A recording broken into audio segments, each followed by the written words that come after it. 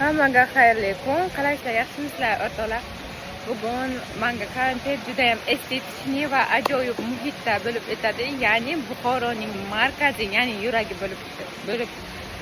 bo'lib kelayotgan Love House oldida. Bu yerni bilganlar biladi, bilmaganlar uchun ozgina bo'lsa-da ma'lumot berib o'tmoqchiman. Bilasizlar, Buxoro 2500 yillik tarixga ega bo'lib, o'zini qaysidir ma'noda atmosferasi, insonlari, tarixiy eksponatlari, binolari bilan o'tmish va kelajak o'rtasidagi bir vosita deb hisoblasa ham bo'ladi. Bu yerga kamida 5000 dan ortiq xonadon bo'lib, deyarli barchasi eng kamida 50 yil oldin qurilgan hisoblanadi. Men o'zim shaxsan buxorolik bo'lganligim sababli bu yerga ko'p kelganman, lekin chetdan kelgan insonlar uchun turistlar bo'lishi mumkin, boshqa o'zga viloyatdan kelgan insonlar bo'lishi mumkin. Ular uchun bu yerdagi atmosfera prosta bomba. Bu narsani faqatgina siz bu yerga kelib, o'z ko'zingiz bilan ko'rib, ana o'shanda to'liq taassurotlarga ega bo'lishingiz mumkin.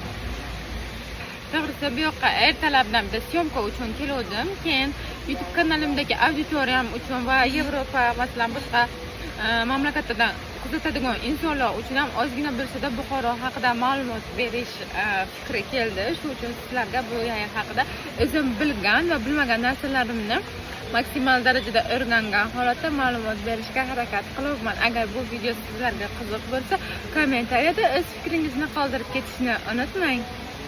To'g'risi, bu yerga biror bir ovqatlanish yoki bo'lmasam nimanidir havas qilib emas, prosta atmosfera, muhit chiroyli bo'lgani uchun tez-tez kelib turishni yoqtiraman. Hech bo'lmaganda hay gapirib shuncha og'zim og'ridi, suv ichaylik to'g'rimi?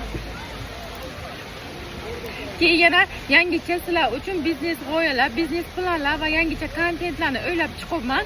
Ya'ni agar sizlarga bu narsa qiziq bo'lsa, interesli bo'lsa, Buxoroni tarixi va Buxoroga ko'zga ko'rinarli, ko'pchilikning e'tiboriga tushgan joylar haqida batafsil ma'lumotni ham YouTube kanalimga olib borib ketmoqchiman. Mana pushti ochko qiynat. Pushti ochki bilan bilasizlarmi? Yashil daraxtlar fioletvicha, sariq yerlar esa molosnicha ko'rinyapti. Lekin atak videomga zo'r ketgan-a?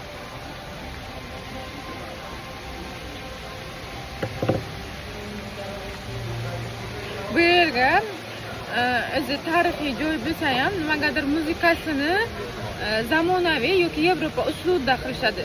Menga ana shu narsa bitta minus tomon deb hisoblayman. Muzikani ham muhitga moslab o'zbekona yoki Buxoroni mentalitetiga mos muzikalarni qo'yishlari kerak. Sizlar nima fikrdasizlar? Mana 2-3 kundan beri tishim og'riganligi sababli sovuq narsalarni uncha iste'mol qila olmayapman. Cheklov o'rnatganman o'zim uchun.